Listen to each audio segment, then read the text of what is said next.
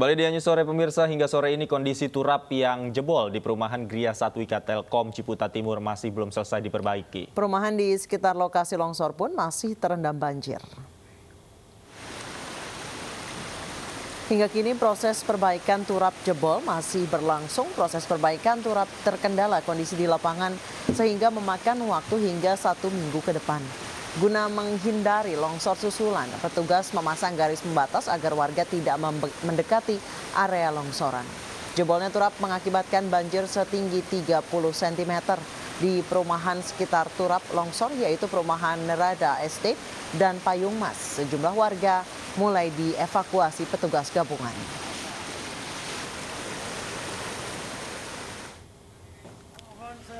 Sebelumnya turap di perumahan Gria Satwika Telkom Pisangan Ciputat, Tangerang Selatan longsor akibat hujan deras pada Jumat malam. Material longsor menutup aliran anak kali Pesanggerahan.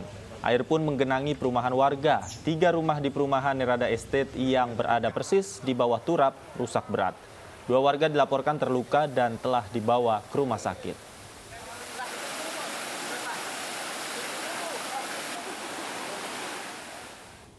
Kita ke informasi lain pemirsa, belasan mobil mewah hasil sitaan Kejaksaan Agung yang menjadi barang sitaan tindak pidana korupsi di Asabri akan dilelang. Sebelum dilelang, calon pembeli dapat lihat kondisi dan dokumen kendaraan.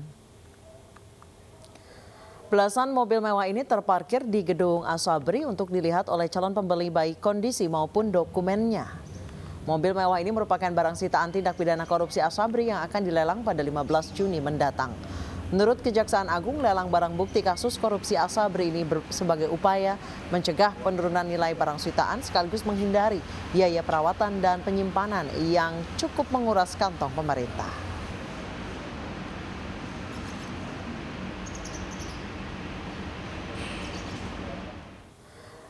Kerugian negara akibat dugaan korupsi Asabri sebesar 22,78 triliun rupiah. Perusahaan milik Beni Cokro itu salah satu tersangka korupsi Asabri adalah salah satu penyebab terbesar kerugian investasi PT Asabri.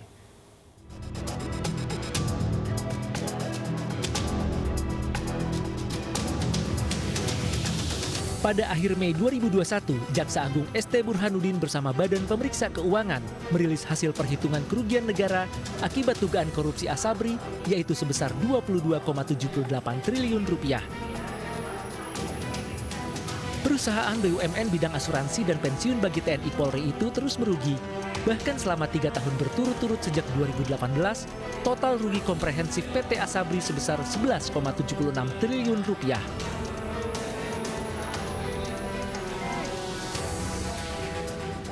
Selain itu, pada tahun 2019, PT Asabri juga mencatatkan kerugian investasi sebesar 19,4 triliun rupiah dari saham perusahaan milik Beni Cokro dan Heru Hidayat yang telah menjadi tersangka dalam kasus ini.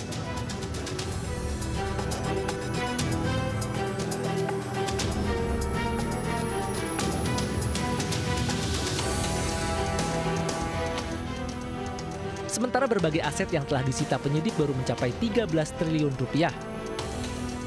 Selain Beni Cokro dan Heru Hidayat, ada 7 orang lagi yang telah ditetapkan sebagai tersangka dalam skandal korupsi PT Asabri. Dari 9 orang tersangka, saat ini baru 7 tersangka yang berkas perkaranya lengkap dan segera dilimpahkan ke pengadilan untuk disidang.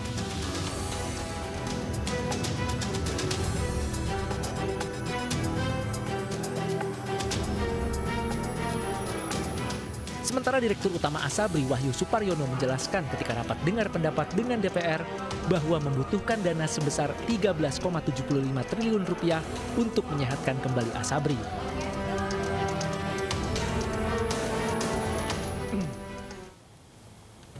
Pemirsa, istri Menkumham Yasona Lauli dimakamkan hari ini di San Diego Hills, Karawang, Jawa Barat. Jenazah Alicia W. Ketaren tiba di San Diego Hills pada pukul 13.20 waktu Indonesia Barat. Selain Menteri Hukum dan HAM Yasona Lauli, keluarga dan relasi hadir dalam pemakaman mendiang Alicia Widya Ketaren di San Diego Hills, Karawang, Jawa Barat.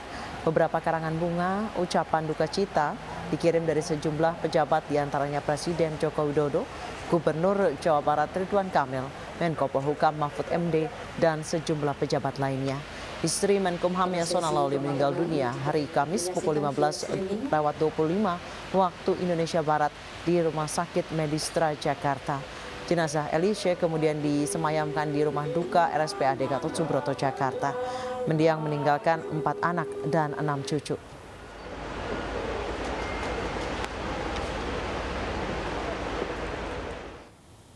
Pemirsa, PT MNC Guna Usaha Syariah menjalin kerjasama dengan Pos Indonesia dalam memasarkan produk pembiayaan syariah siap haji. Kerjasama ini diharapkan dapat memberikan kemudahan bagi umat muslim di seluruh Indonesia untuk mengakses produk siap haji dan beribadah ke Tanah Suci. Penandatanganan kerjasama antara PT MNC Guna Usaha Indonesia dengan PT Pos Indonesia di gedung MNC Financial Center menjadi langkah awal kedua belah pihak dalam memasarkan produk pembiayaan syariah siap haji. Dengan kerjasama ini, kedua perusahaan memberikan kemudahan kepada masyarakat Indonesia yang ingin beribadah haji ke Tanah Suci tanpa harus menabung terlebih dahulu. Apalagi masyarakat yang berada di daerah nantinya bisa memanfaatkan jaringan lebih dari 4.800 titik kantor cabang dan jaringan layanan milik PT Pos Indonesia untuk mendaftarkan diri menjadi jamaah haji dengan cepat dan mudah. Sasaran dari kami adalah masyarakat muslim terutama yang ada di daerah.